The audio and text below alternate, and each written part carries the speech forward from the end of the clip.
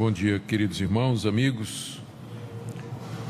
Nós vamos interromper nossa série de estudos em Josué para nos dedicar hoje a estudar o centro dessa celebração que nós chamamos de Páscoa, que é a ressurreição de Cristo. E para isso nós queremos fazer uma análise da primeira carta aos Coríntios, capítulo 15, que é provavelmente o capítulo do Novo Testamento onde esse assunto da ressurreição é tratado de maneira mais clara, ou mais extensa, por assim dizer.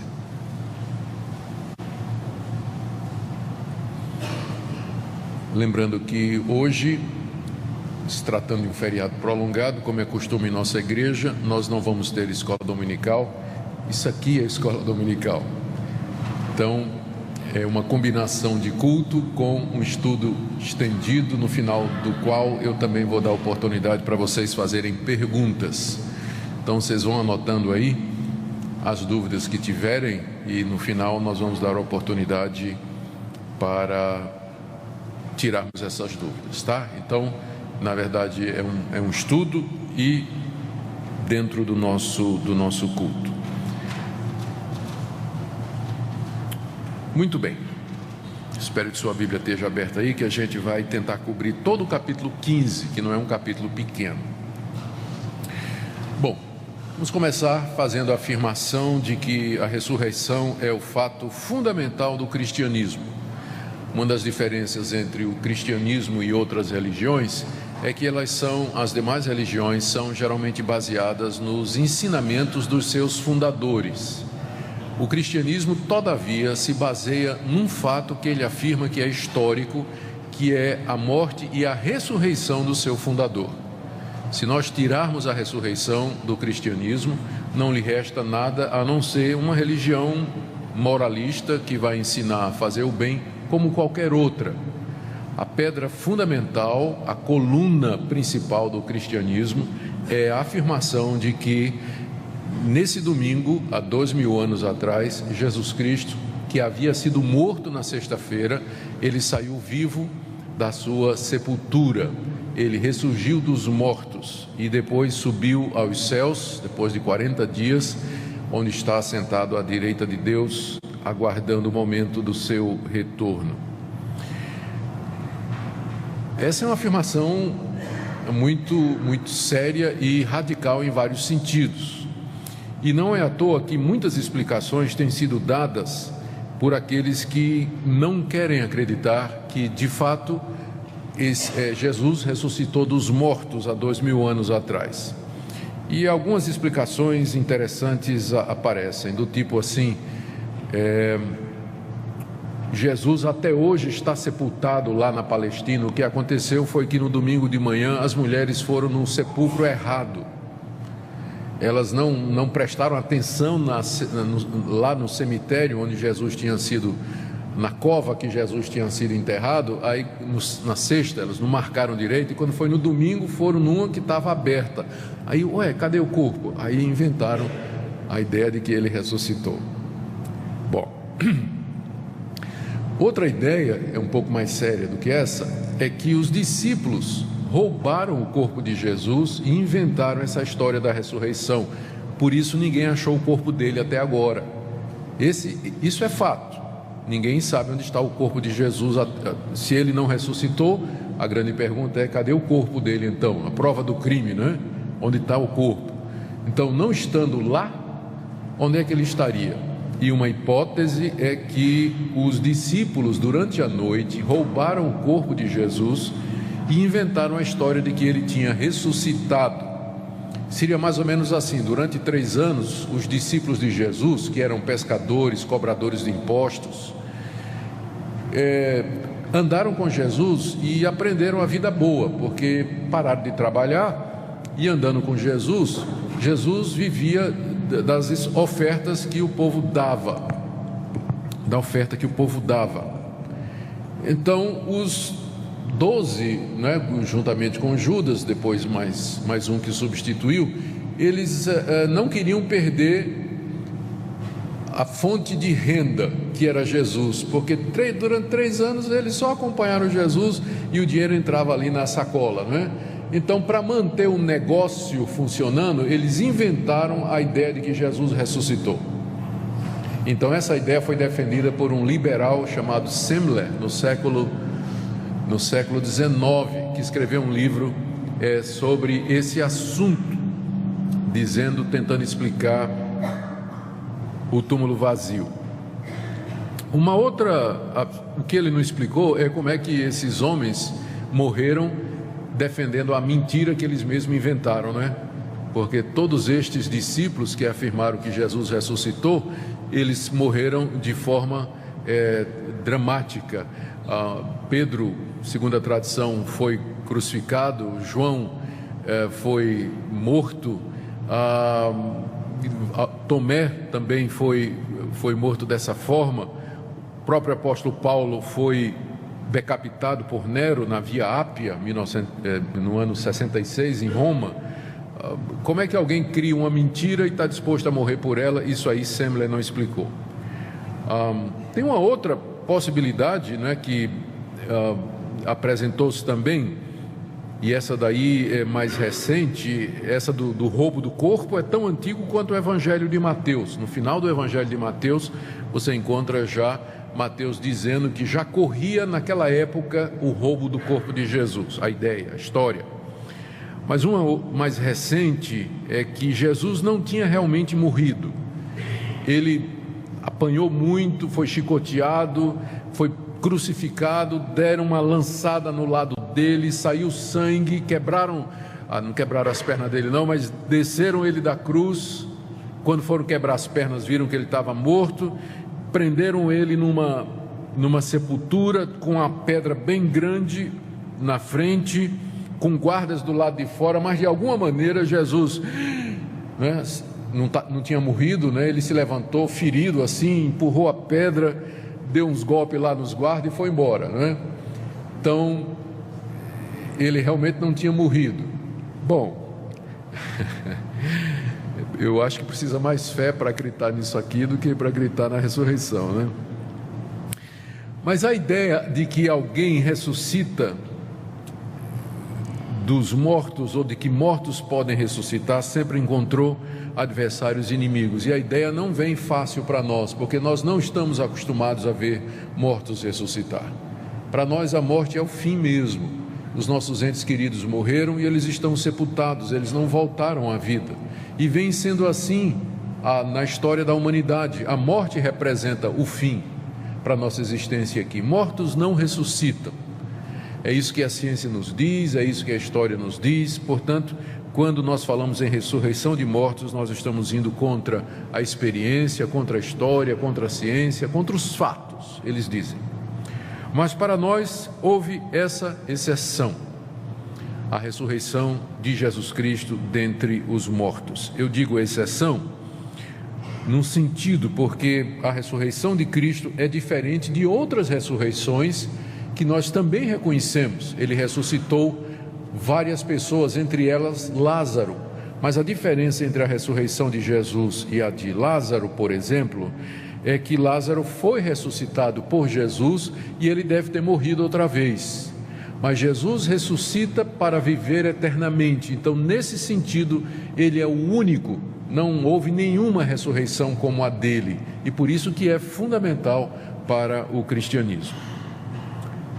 Bom, na igreja de Corinto, a qual Paulo escreveu essa carta que nós vamos analisar nessa manhã, o seu capítulo 15, na igreja de Corinto havia um grupo que tinha dificuldades em aceitar que mortos podiam ressuscitar. Eles diziam que não havia ressurreição de mortos, era impossível acontecer ressurreição. E por isso, por implicação, eles acabavam negando também a ressurreição de Cristo. Paulo faz essa dedução aqui no capítulo 15, verso 12, quando ele diz: se é certo pregasse que Cristo ressuscitou dos mortos, como é que afirmam alguns dentre vós que não há ressurreição de mortos? Então havia alguns crentes da igreja de Corinto que diziam que não havia ressurreição de mortos. Mortos não podiam ressuscitar, isso não existe. E esse falso ensino já estava contaminando alguns na igreja. Veja o verso 33, Paulo diz: não vos enganeis, as más conversações corrompem os bons costumes. Paulo estava preocupado com aquilo. E os defensores dessa ideia de que mortos não ressuscitam, eles estavam questionando aspectos da ressurreição dos mortos, do tipo assim: tá, tudo bem, Paulo, você está dizendo que morto ressuscita, mas que tipo de corpo então ele vem? Como é que... e o que é que vai acontecer depois? Que tipo de vida esses mortos vão ter? Eles estavam questionando, e Paulo anota isso, né, no verso 35, ele diz assim: mas alguém dirá, como ressuscitam os mortos? Em que corpo vem? Isso era o pessoal que não acreditava na ressurreição dos mortos, e só para argumentar dizia: tá bom, vamos supor que tem a ressurreição de mortos, que tipo de corpo então vai ser? Como é que eles vêm? Paulo procura responder também essa situação. E Paulo, ele acha que o questionar a ressurreição de mortos, e por inferência a ressurreição de Cristo, é na verdade provar que a pessoa não tem um verdadeiro conhecimento de Deus. Verso 34, ele diz assim: voltai à sobriedade, como é justo, e não pequeis, porque alguns ainda não têm conhecimento de Deus. Eu digo isso para a vergonha de vocês. É tão central a ressurreição que Paulo afirma que aqueles que não conseguem conceber a possibilidade da ressurreição de mortos e de que Cristo de fato ressuscitou, esse não tem conhecimento de Deus. O argumento é muito simples: se Deus existe, tudo é possível. Se o Deus que a Bíblia diz existe, se o Deus que a Bíblia descreve existe, tudo é possível, inclusive a ressurreição de mortos. De acordo com a Bíblia, Ele criou o mundo, Ele criou a raça humana, Ele criou tudo o que existe. Não é demais para esse Deus fazer um morto ressuscitar.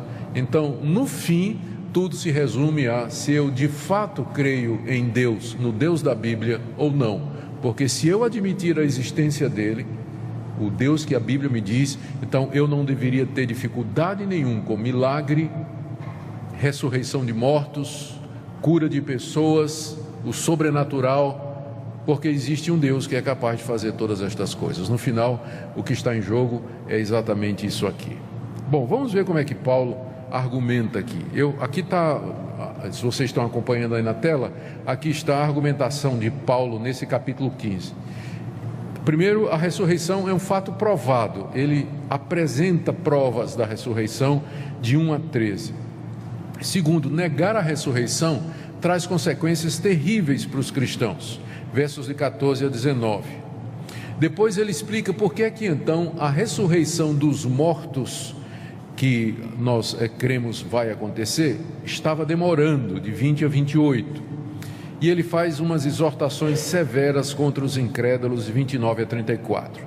Depois ele responde perguntas sobre como será o corpo da ressurreição, de 35 a 49.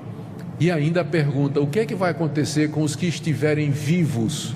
Quando a ressurreição dos mortos acontecer, quem estiver vivo, o que é que vai acontecer com eles? Já que não tem como ressuscitar porque eles estão vivos.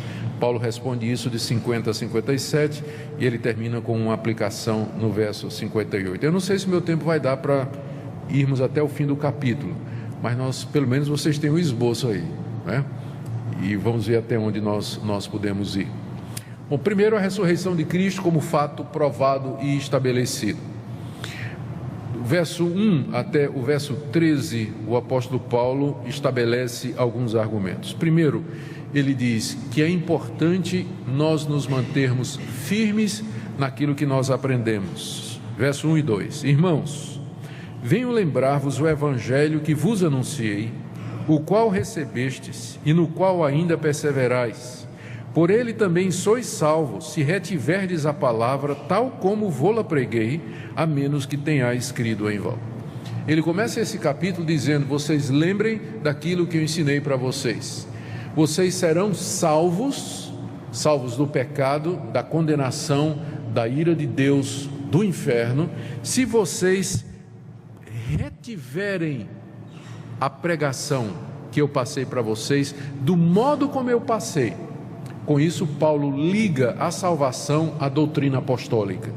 Ninguém pode ser salvo se nega, altera, muda, edita aquilo que os apóstolos disseram. Não é isso que ele está dizendo aqui? Vocês são salvos se vocês retiverem aquilo que eu ensinei. São salvos se retiverem aquilo que eu ensinei.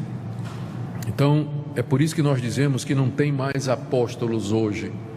Porque será que algum apóstolo hoje pode dizer isso para alguém, para os membros da sua igreja, desses chamados apóstolos? Vocês vão para o céu se vocês guardarem literalmente tudo que eu digo para vocês.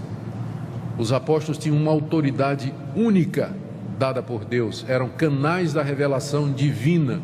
Eles escreveram a Bíblia está pronta, ponto, acabou, não tem mais apóstolo, porque eles tinham essa missão.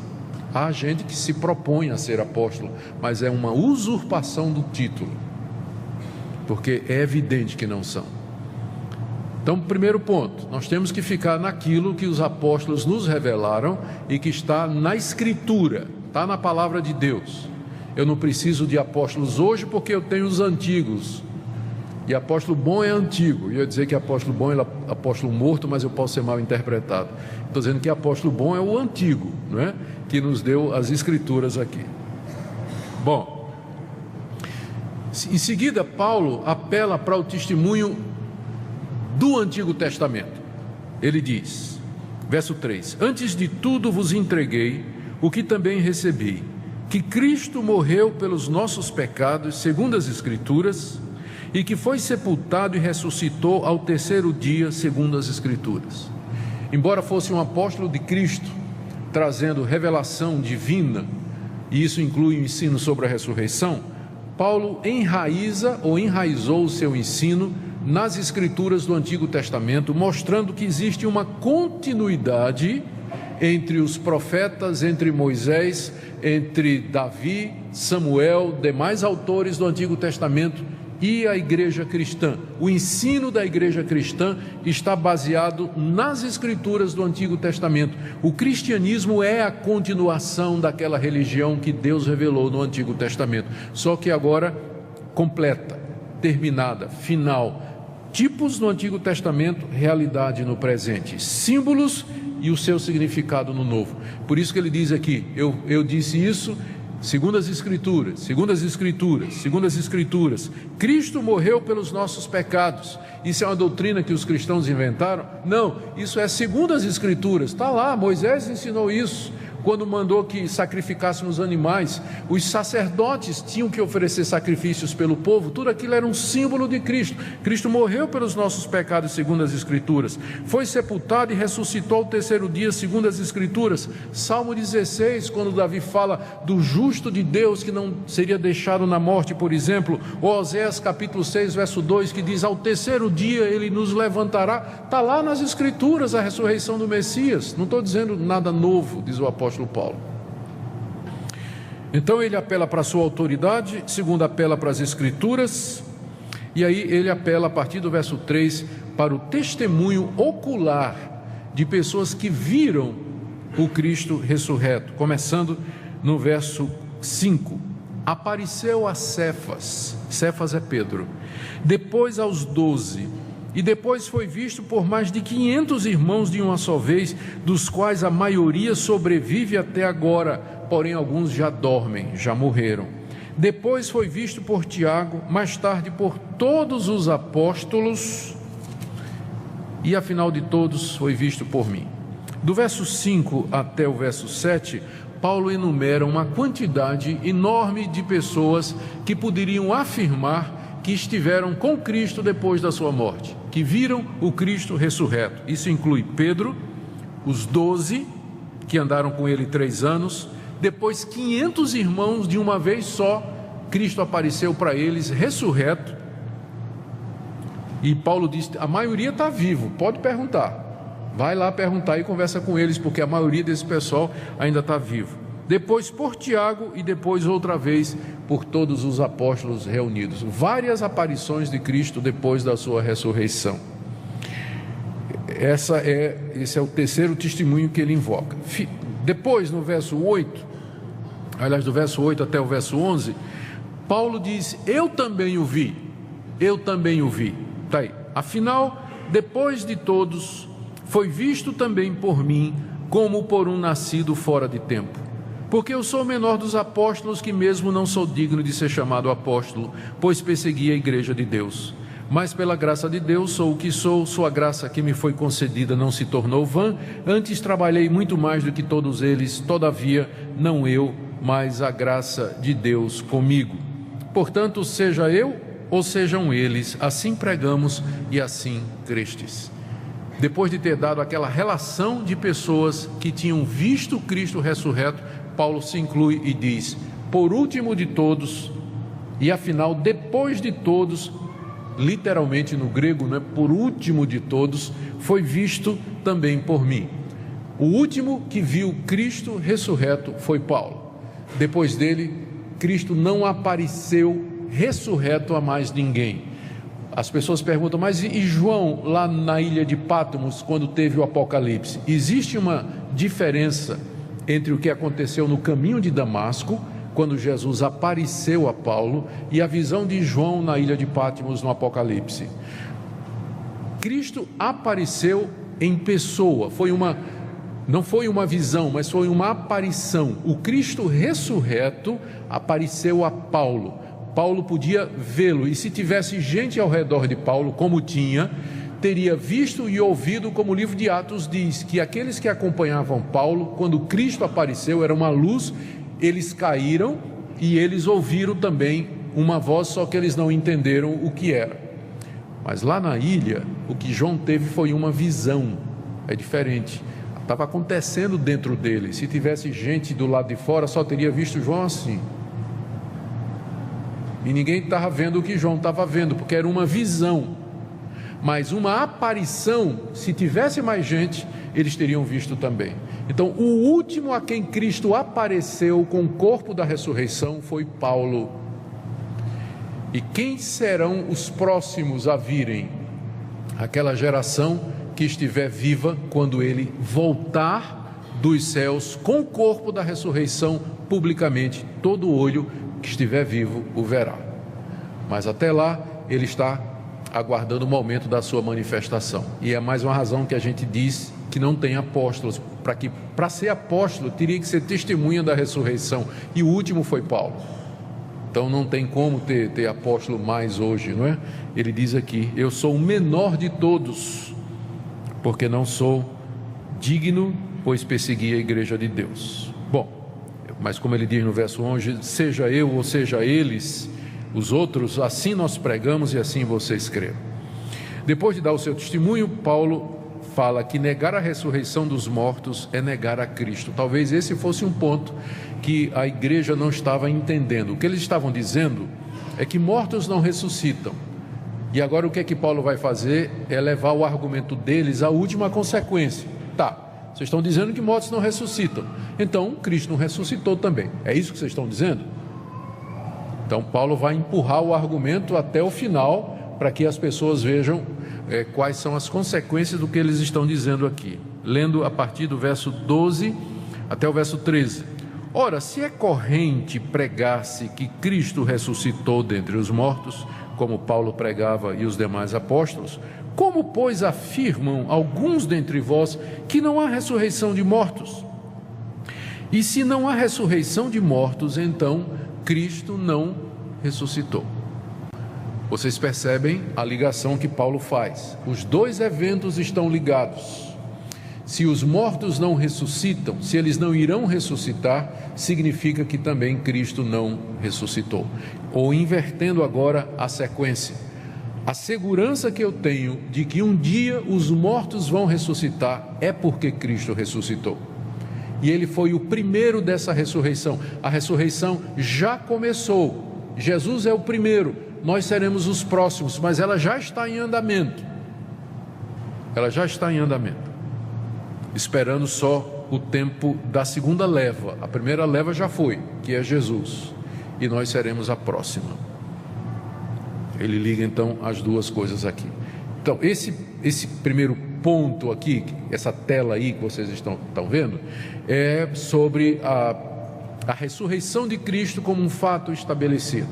foi anunciado no Antigo Testamento, foi testemunhado por pessoas idôneas que nos escreveram e selaram o seu testemunho com sangue, foi testemunhada pelo maior inimigo do cristianismo e o maior perseguidor, que foi o apóstolo Paulo, que se converteu exatamente porque Cristo apareceu a ele depois da morte.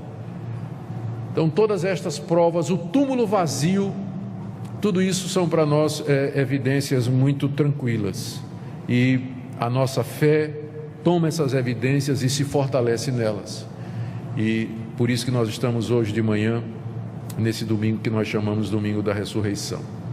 Vamos ver quais são as implicações então de se negar a ressurreição dos mortos e de Cristo, que é o próximo assunto que Paulo apresenta e que mostra a importância dessa verdade. O que eu quero dizer é que é impossível você ser cristão se você não acredita na ressurreição de Cristo. Se você no seu coração não acredita que Ele ressuscitou literalmente de entre os mortos e que Ele está vivo hoje, você não pode ser cristão, você não é cristão. Quem vai dizer isso aqui é Paulo. Eu estou só repetindo as palavras dele. Olha o que ele diz aí a partir do verso 14. Primeiro, se Cristo não ressuscitou, tudo aquilo que os apóstolos pregaram é em vão, bem como a nossa fé. Verso 14. Se Cristo não ressuscitou, é vã a nossa pregação e vã a nossa fé. Aquilo que os apóstolos pregaram, ensinaram, foi tudo em vão, porque eles disseram que Cristo ressuscitou e eles fizeram promessas em cima disso. Eles falaram da vida eterna, eles garantiram o perdão de pecados, mas tudo isso é em vão, porque estas promessas estavam baseadas na ressurreição de Cristo. Se Cristo não ressuscitou, não tem perdão de pecados, não tem vida eterna, não tem vida depois da morte. Ou seja, a nossa fé é vã. Nós estamos perdendo tempo aqui hoje de manhã. Nós devíamos estar em algum lugar aproveitando o feriado. Não estou dizendo que quem está aproveitando o feriado, todos que estão aproveitando o feriado não são crentes, porque tem irmãos, claro, que aproveitam para descansar. Mas eu apenas para dizer que a nossa fé é vã, ela é sem sentido, se Cristo de fato não ressuscitou. Não faz sentido. Versos 15 e 16, torna os apóstolos em falsas testemunhas e perjuros, e somos tidos por falsas testemunhas de Deus, porque temos asseverado contra Deus. Esse contra Deus não ficou bem na tradução. Temos afirmado diante de Deus que Ele ressuscitou a Cristo, ao qual Ele não ressuscitou, se é certo que os mortos não ressuscitam, porque se os mortos não ressuscitam, também Cristo não ressuscitou. Os apóstolos foram falsas testemunhas se Cristo não ressuscitou, porque o centro da pregação apostólica era essa. Na verdade, os apóstolos eles foram chamados para serem testemunhas da ressurreição, e foi isso que eles fizeram lá em Jerusalém, quando tudo começou.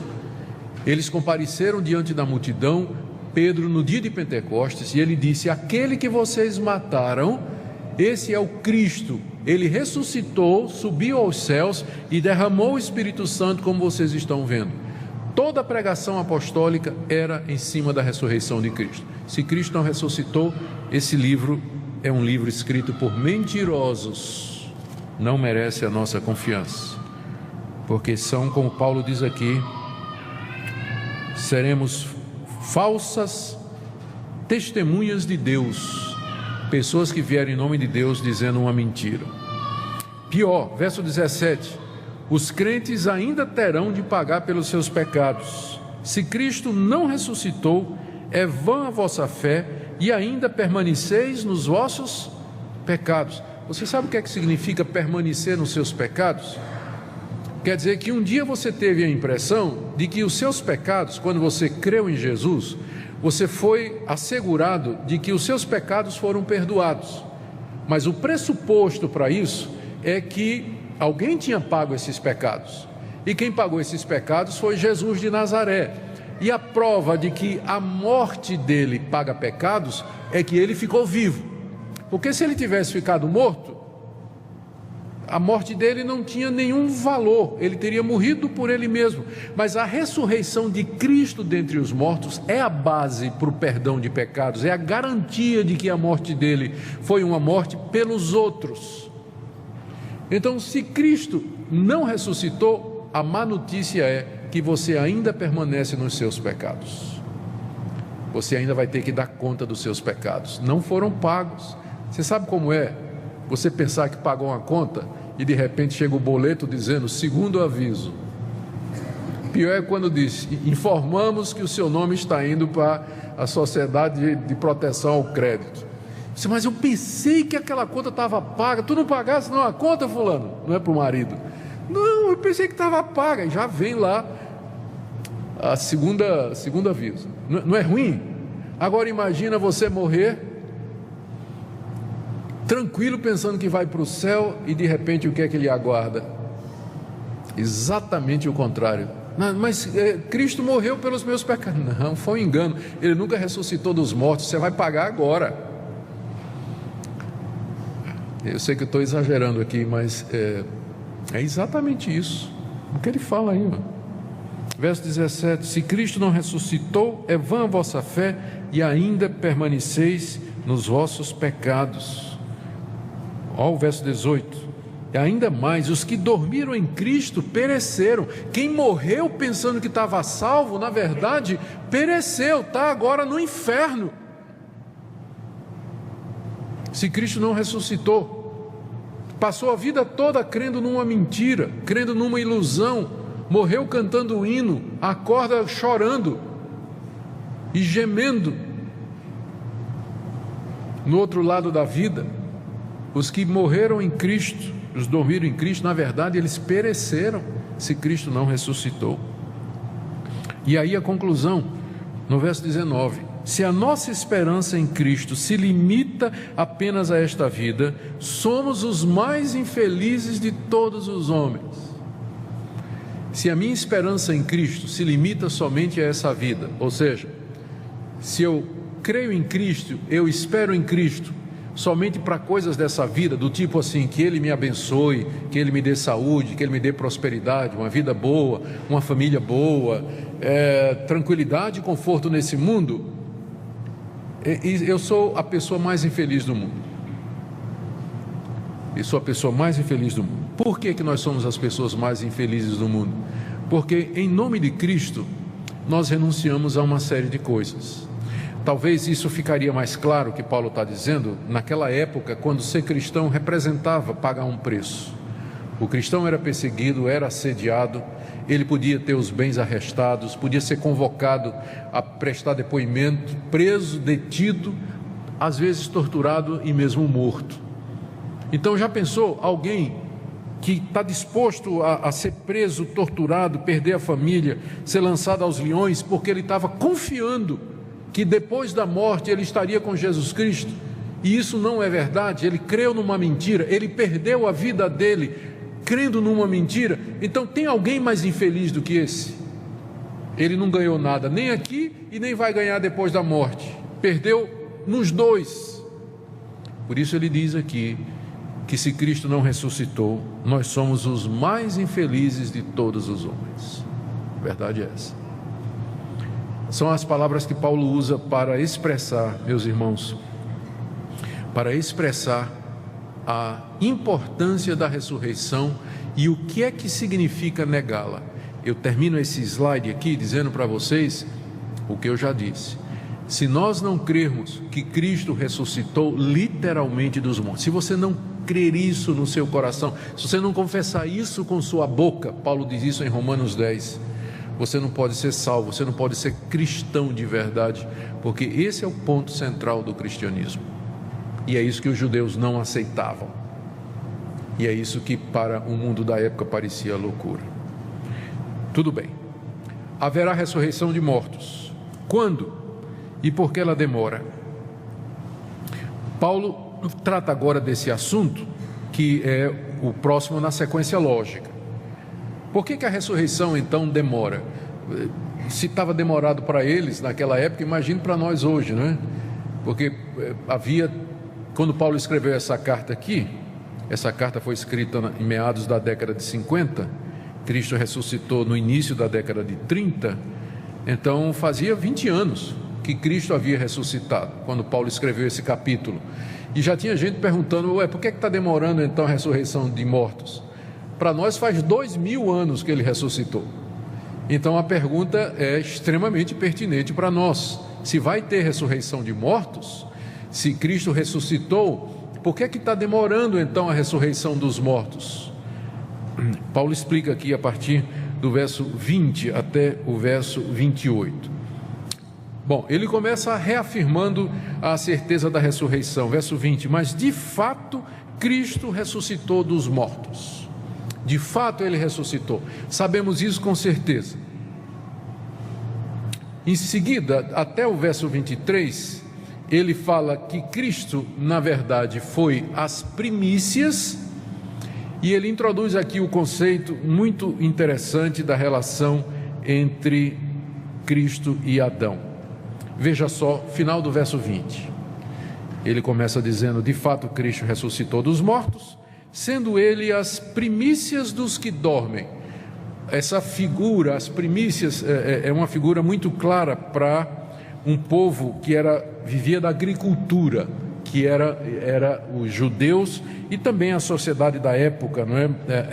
Eram culturas bem voltadas para a agricultura, plantação, vindima, colheita. As primícias eram os primeiros frutos, considerados geralmente os melhores e que representavam todo o restante da colheita. Quando um fazendeiro ia vender a sua safra, ele tomava as primícias, colocava em cima do jumentinho e levava lá para o centro comercial e mostrava, isso aqui é a amostra. Então a pessoa comprava a colheita toda com base nas primícias, né? Porque ele via aquele trigo, via aqueles grãos e dizia, puxa, é de boa qualidade, e por aquilo ali ele tirava o resto. Então aquilo era chamado de as primícias, era representativo. Então Paulo está usando essa figura aqui, Cristo é as primícias dos que dormem. Então ele foi o primeiro, e por ele nós podemos tirar o resto. Os que dormem são os que morreram, ou os que vão morrer até que ele volte. Então ele é os primeiros frutos, ele é o que representa o que vai acontecer. Ele é o primeiro da ressurreição. E aqui Paulo faz um paralelo com Adão, versos 21 e 22, aliás vai até o verso 23, para que a gente entenda bem. Verso 21, olha o argumento dele. Visto que a morte veio por um homem, quem é esse homem pelo qual a morte entrou? Adão, que foi o primeiro. Visto que a morte veio por um homem, também por um homem veio a ressurreição dos mortos. Porque assim como em Adão todos morrem, assim também todos serão vivificados em Cristo. Cada um, porém, por sua própria ordem. Cristo as primícias, depois os que são de Cristo na sua vinda. Não é difícil entender o que ele está dizendo aqui. Ele está fazendo um paralelo. Por um homem, a morte entrou no mundo, que foi Adão. Adão era representante da raça humana. Por um segundo homem, Deus trouxe a vida. O segundo Adão veio fazer certo o que o primeiro fez errado. Então, assim como em Adão todos morrem, em Cristo todos serão vivificados. Todos, entendidos no contexto, os que creem em Jesus e que são dele. Eles são vivificados, recebem a vida. E aqui então Paulo explica. Cada um na própria ordem, Cristo as primícias, depois os que são de Cristo aqui explicam o que é, quem é que vai ser ressurreto, não é? Porque ele tinha dito que todos são vivificados, dava a impressão de que a humanidade toda vai ressuscitar para a vida eterna, mas ele está dizendo aqui que na verdade é os que são de Cristo, é que serão vivificados, ressurretos na segunda vinda. O que Paulo está explicando para aqueles irmãos é o seguinte, irmãos, a ressurreição vai se dar em duas etapas. A primeira é a ressurreição de Cristo, isso já aconteceu, e aí vem uma segunda etapa, que são os que dormem, que será quando Cristo vier. Então não estão coladas uma na outra, tenham calma, né? Tenham calma, vai acontecer, mas que tem uma sequência. Assim como houve a queda em Adão, vai ter também a ressurreição em Cristo Jesus. Os demais, Paulo explica, ressurgirão na vinda de Cristo no final da sua obra, verso 23 e 24. Cada um, porém, por sua própria ordem, já falei, Cristo as primícias, depois os que são de Cristo na sua vinda, e então virá o fim, quando ele entregar ao Deus, o reino ao Deus e Pai, quando houver destruído todo o principado, bem como toda potestade e poder. Paulo explica que quando Cristo vier a segunda vez, ocorrerá a segunda etapa da ressurreição e vai ser o fim do mundo. Acabou, não tem mais nada. A não ser a ressurreição, os ressurretos vivendo com Cristo, com Deus no novo céu e na nova terra. Isso ele vai tratar mais adiante aqui, se a gente tiver tempo. Por que ele demora? Agora sim, verso 25 a 26. Convém que ele reine até que haja posto todos os inimigos debaixo dos pés. O último inimigo a ser destruído é a morte. Agora está a explicação por que está demorando. Cristo já reina, ele está sentado no trono do universo. Quando ele ressuscitou dos mortos, subiu aos céus, sentou no trono do universo. E o que ele está fazendo? Ele está subjugando agora os seus inimigos. Ele venceu a morte, aliás, ele venceu o pecado, ele venceu Satanás, ele venceu o mundo, e agora o último inimigo que falta a ser destruído, verso 26, é a morte. E quando é que a morte vai ser destruída? Quando ele voltar e ressuscitar aqueles que a morte se apoderou deles, aqueles que já morreram. É por isso, alguém uma vez me perguntou, se Cristo já ressuscitou e perdoou os meus pecados, por que eu tenho que morrer ainda? Por que o crente morre ainda? Porque esse inimigo ainda não foi destruído. Ele começou a ser destruído na ressurreição de Cristo e será na sua vinda quando ele ressuscitar os mortos. É por isso que nós, mesmo os que cremos em Cristo Jesus, temos de passar pela experiência da morte. Mas ele vai nos tirar da morte, ele vai resgatar o nosso corpo e nos vai transformar na volta dele. Mas por enquanto é isso que ele está fazendo. Verso 25, convém que ele reine até que haja posto todos os inimigos debaixo dos pés. Cristo já reina, ele tem todo o poder no céu e na terra. Ele está chamando o seu povo, está atraindo os que são seus, está conquistando os últimos inimigos, o último finalmente, a morte na sua vinda. 27 a 28, tudo está sujeito à vontade do Pai, tudo isso é plano de Deus, porque todas as coisas, Paulo diz, Deus sujeitou debaixo dos seus pés, dos pés de Cristo. E quando diz que todas as coisas lhe estão sujeitas, certamente exclui aquele que tudo lhe subordinou. Ou seja, tudo está debaixo dos pés de Cristo, menos Deus Pai. Quando, porém, todas as coisas estiverem sujeitas a Cristo, inclusive a morte, então o próprio Filho, que é Jesus, também se sujeitará àquele que todas as coisas lhe sujeitou, para que Deus seja tudo em todos. No presente, Deus deu toda a autoridade a Cristo e colocou tudo debaixo dos seus pés. Quando Cristo voltar, destruir a morte pela ressurreição, ele vai entregar o reino ao Pai. E Deus então será tudo em todos. O reino de Deus será estabelecido para todo o tempo, todo o sempre. A resposta de Paulo para a pergunta, por que a ressurreição demora? Deus está agindo, Deus está realizando o seu plano, Deus está conquistando os seus inimigos. O que Deus projetou está sendo levado avante na história. Nós não sabemos quando vai terminar, mas certamente haverá de acontecer. E é nessa fé que nós vivemos. E aí, bronca contra os coríntios. Vamos correr aqui, queridos, porque já estamos bem avançados. Mais uns 10 minutinhos e a gente termina. De 29 a 34, tem exortações severas contra os coríntios. Acompanhe no slide aí. Primeiro, os heréticos estão mais corretos do que os coríntios. Paulo tem umas tiradas nessa, né? Ele diz assim no verso 29, de outra maneira, que farão os que se batizam por causa dos mortos? Se absolutamente os mortos não ressuscitam, por que se batizam por causa deles? Aqui é um tipo de argumento que é mais ou menos assim. É Paulo dizendo para a igreja de Corinto: você sabe aquela seita que está se batizando pelos mortos?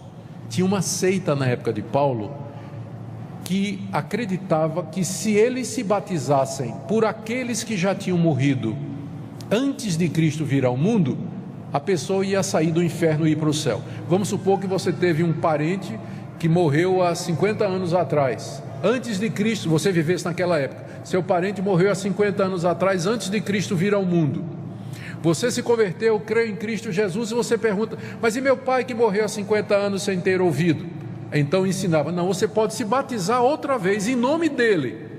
Você se batiza pelo seu pai e seu pai sai do inferno. Tinha uma seita que fazia isso, que se batizava pelos mortos em nome de Jesus, para tirar esses mortos do inferno. Olha o que Paulo está dizendo. Ele se vira para a igreja de Corinto e diz assim: sabe aqueles hereges? Eles estão mais certos do que vocês. Sabe por quê? Pelo menos eles acreditam que os mortos ressuscitam, e vocês não. É isso que ele está dizendo aqui, não é? Que farão os que se batizam por causa dos mortos? Se absolutamente os mortos não ressuscitam, então por que se batizam por eles? Eles estão mais certos do que vocês, coríntios, porque pelo menos eles creem na ressurreição dos mortos e vocês não acreditam. Essa doutrina, esse versículo aqui, se ele não for compreendido corretamente, ele acaba servindo de base. Os mormons, que é a igreja dos santos dos últimos dias, eles se batizam pelos mortos. Eles têm uma genealogia, né, que vai até o ancestral mais conhecido, e a base que eles usam é esse versículo aqui. Paulo não está ensinando a gente a se batizar pelos mortos. Ele está dizendo que quem faz isso pelo menos tem mais fé do que quem não acredita que os mortos ressuscitam. Os dois estão errados, só que um está mais errado do que o outro. Ele não está aprovando aqui batismo pelos mortos, como defendem os mormons e outras seitas. Se batizar pelos que já morreram, tem nada a ver, não está defendendo. Ele está usando isso aqui como argumento contra a incredulidade dos coríntios. 30 a 32. Porque também nós nos expomos a perigos a toda hora. Dia após dia morro. Eu protesto, irmãos, pela glória que tenho em vós outros, em Cristo Jesus nosso Senhor. Se como homem lutei em Éfeso com feras, que me aproveita isso? Se os mortos não ressuscitam, comamos e bebamos, porque amanhã morreremos. Se mortos não ressuscitam, a melhor coisa que a gente faz na vida é aproveitá-la, porque depois que a gente morrer não tem mais nada. Vamos comer e beber, porque amanhã a gente vai morrer. Então só resta mesmo isso. Comer e beber são coisas boas, não é? Mas elas não podem ser a razão da nossa existência. Mas a verdade é que quem não tem esperança na vida eterna, o que é que resta aqui nesse mundo? Só se divertir, não é? Aproveitar a vida. E quando você ouve quando a gente assiste esses filmes, lê esses livros, ou ouve essas pessoas, os sábios desse mundo falando, eles não têm esperança nenhuma para dar. No fim, tudo se resume ao existencialismo ou ao hedonismo, a busca do prazer. Qual é a finalidade da minha vida aqui nesse mundo? Só me divertir e aproveitar a vida, porque depois não tem nada. Vamos comer e beber, porque amanhã vamos morrer e acabou. Se Cristo não ressuscitou, só nos resta ser hedonistas, pragmatistas e existencialistas. Não tem mais nada. Aproveitar o mundo enquanto a gente pode. 33. Não vos enganeis, as más conversações corrompem os bons costumes. É como se Paulo dissesse: cuidado, vocês ficam aí andando com esse pessoal que fica ensinando heresia, né? Uma hora dessa vai corromper a cabeça de vocês. As más conversações corrompem os bons costumes. Cuidado com quem você anda. Não fica lendo todo o livro, não fica ouvindo toda bobagem, assistindo tudo que passa por aí. Precisa ter filtro, porque senão você vai acabar seguindo os falsos profetas. Tornai-vos a sobriedade como é justo e não pequeis, porque alguns não têm conhecimento de Deus. Digo isso para vergonha vossa.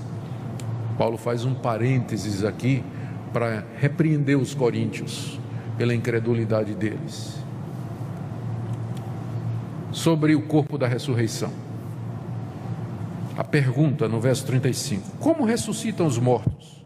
E em que corpo vêm? Resposta de Paulo, vai do 35 ao 49. E eu vou resumir, eu vou ler apenas, tá? E vocês acompanhem aí no slide.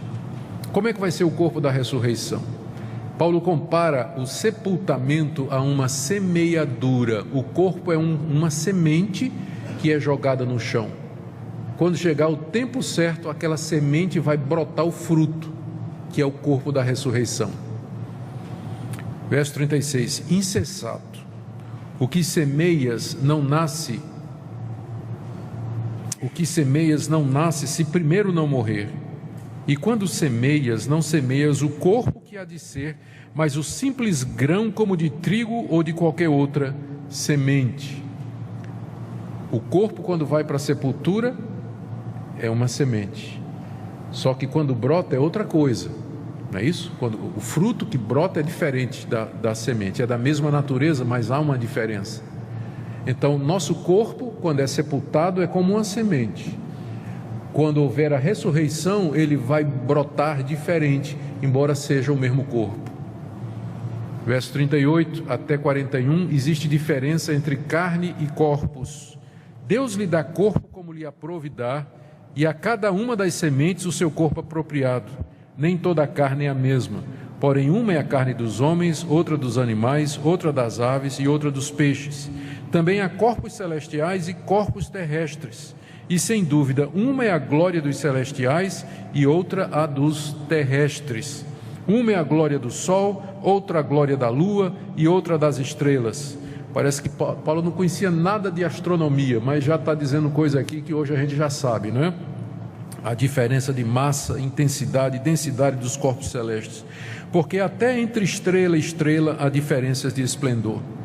Pois assim também é a ressurreição dos mortos. Semeia-se o corpo na corrupção, ressuscita na incorrupção. Semeia-se em desonra, ressuscita em glória.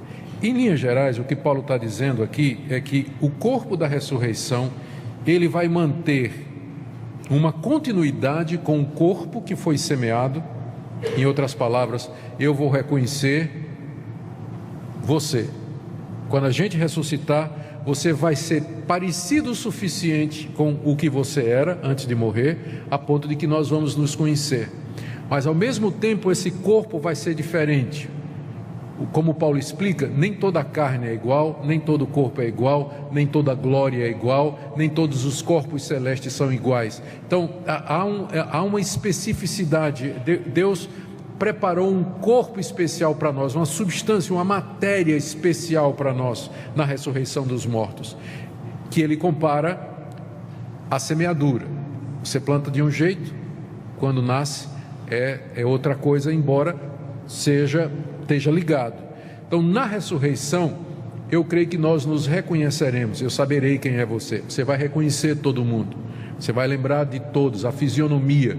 Agora, o corpo vai ser diferente, a substância é diferente. Não pode morrer, é o que Paulo explica em seguida. É incorruptível, verso 42. Assim é a ressurreição dos mortos. Semeia-se corpo na corrupção. O nosso corpo que foi enterrado é o corpo corruptível, que pode morrer, doente, destrutível.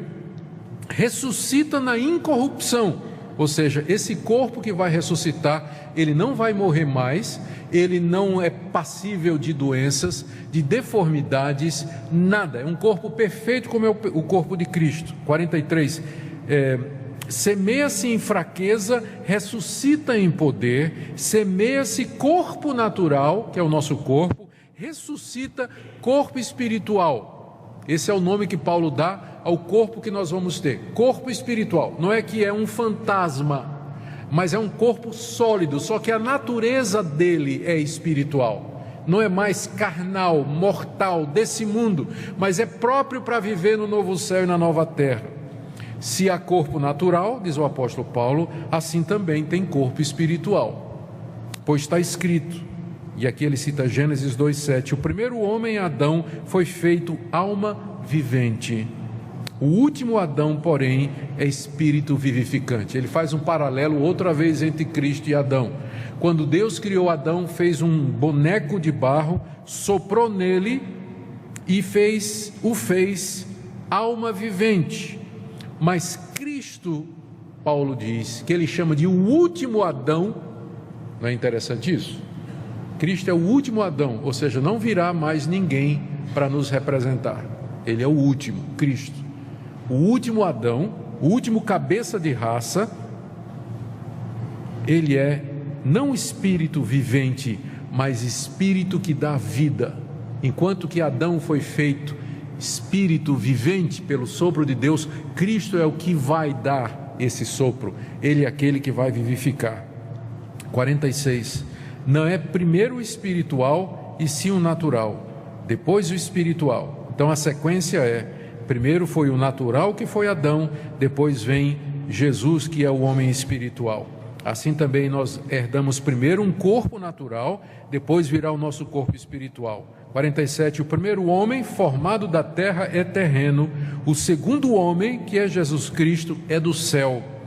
Como foi o primeiro homem, o terreno, tais são também os demais homens terrenos, e como é o homem celestial, que é Jesus, tais também os celestiais. E assim como trouxemos a imagem do que é terreno, devemos trazer também a imagem do celestial.